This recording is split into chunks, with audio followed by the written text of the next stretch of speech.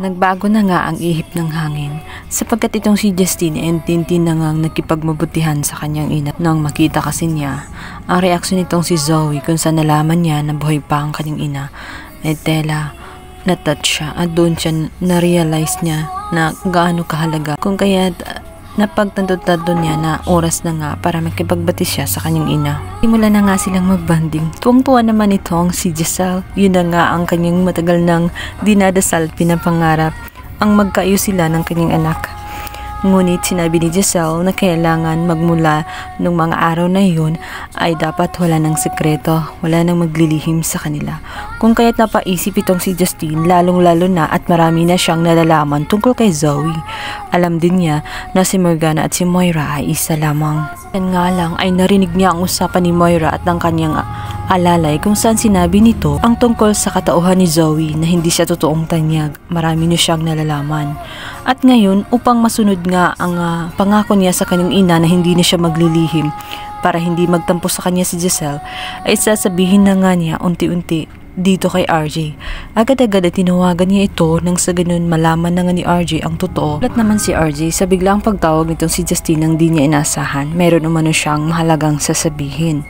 At kailangan masabi niya yun nang sa ganun hindi magalit sa kanya ang kanyang ina. Samantala, bago pa man ang pangyayaring yun ay may binalita nga itong si Dr. Ray kung saan meron nga gaganapin na clinical trial tungkol sa may mga memory lost. Kung kaya't gustong tumalo nitong si Doc RJ. Nagbabakasakali siya na may makuha siya at pakasakali din ay bumalik ang kanyang mga alala dahil marami na nga dumadaan sa kanyang mga memory, mga question na pagkat wala namang mga karugtong at nais niya matuklasan kung ano ang mga iyon. Baka sakali ay magkaroon ng kasagutan. Narinig ni Zoe ang lahat. Naisipan naman itong si Doc RJ na isama na nga itong si Lynette at itong si Annalyn. Agad din siya nag-volunteer na sasama din sa US. Hindi para suportahan ng kanyang ama, kundi upang matiyak na hindi mangyayari ang gusto ni Doc RJ. Dapat ay wala nang bumalik na alaala, hindi dapat tumano malantad at malaman ng kanyang ama na siya ay hindi totoong tanyag, natatakot siya. Hindi niya kasi kayang tanggapin ang katotohanan yun. Subalit mukhang mamalas-malasin nga itong si Zoe dahil nagkataon naman na expired na nga ang kanyang visa kung kaya't hindi siya makakasama sa naturang clinical trial sapagkat kailangan na nga na makaalis. Sa akala nila ay si RJ na nga lang at sina Lynette at Annalyn ang makakaalis. Hindi makakapayag itong si Zoe na hindi siya makakasama sa US kung kaya't gagawa siya ng paraan.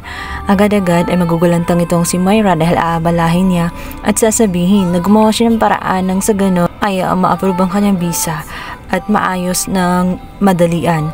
Alam kasi ni Zoe na magkakilala itong si Moira. Balit wala nang magagawa itong si Zoe sapagkat magkikita na nga itong si Justine upang sabihin na niya ang katotohanan ng lahat ng kanyang mga nalalaman tungkol kay Moira at tungkol din sa katauhan nitong si Zoe kung saan hindi nga siya totoong tanyag. Ang mga alaala na hindi maaalala nitong si Doc RJ, Justine na nga ang magsasalita. Samantalang malalagay naman sa panganib ang buhay nitong si Justine dahil na rin hinala na kasi si Moira sa mga kinikilos nitong si Justine at sa tingin niya ay magsasalita na nga ng katotohanan itong si Justine kung kaya't ito ay kanyang pasusundan sa kanyang tauhan na si Gilbert nang sa ganun ay tuluyan na nga patahimikin itong si Justine. Subalit mananatiling ang ligtas itong si Justine at malaya niyang masasabi ang katotohanan. Magugulat man itong si RJ ngunit mas pipiliin na nga niya na umalis na lamang papuntang US kasama si Annalyn at itong si Lynette. Magkukunwari siyang walang alam para na rin sa kaligtasan ng kanyang mag-ina.